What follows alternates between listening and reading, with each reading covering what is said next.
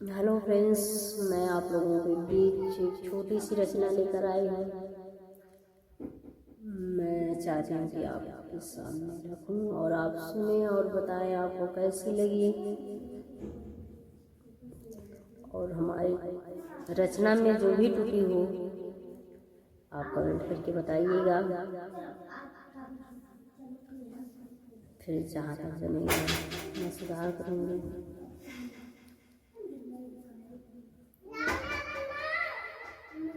आई गयल नया साला बलमा नैनीताला से आई जा। आई गयल नया साल बलमा नैनीताला से आई जा।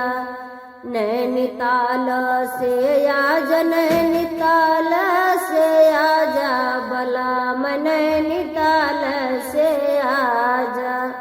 आई गयल नया साल बलमा नैनीताल से आई जा।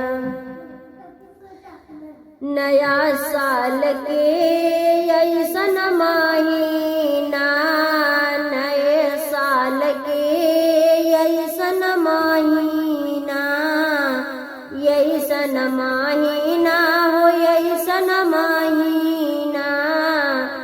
जाड़ा हिला देले सब कर सीना, जाड़ा हिला देला सब कर सीना, सब कर सीना हूँ सब कर सीना।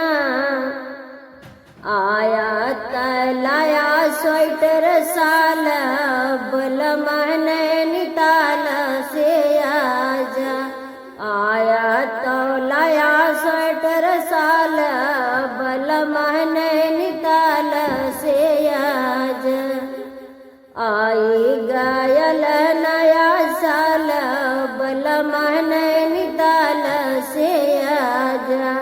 ताल से आज नैनीताल से आजा बलमा नैनीताल से आजा।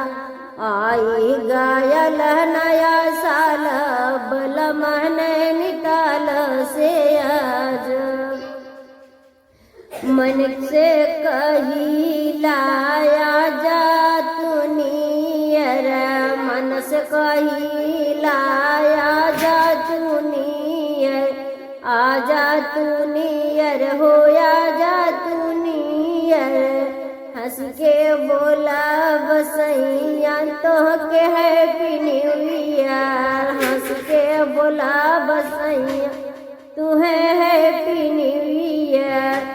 बोलब हैप्पी न्यू ईयर, बोलब हैप्पी न्यू ईयर।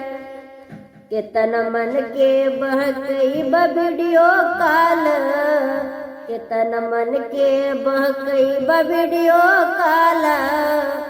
बलमा नैनीताल से आजा। केतन मन बहलई वीडियो कॉल बलमा नैनीताल से आजा। नैनीताल से आजा, नैनीताल से आजा बलमा नैनीताल से आजा। आई गयल नया साल बलमा नैनीताल से आजा। जेठ जेठान मिली धूम मचई है, जेठ जेठान मिली धूम मचई है। देवर देवरान मिली ताल मिलई है, देवर देवरान मिली ताल मिलई है। ताल मिलई है सैया ताल मिलई है।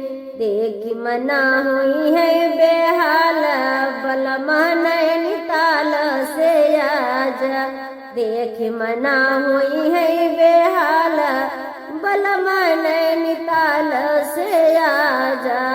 आई गयल नया साल बलमा नैनीताल से आजा।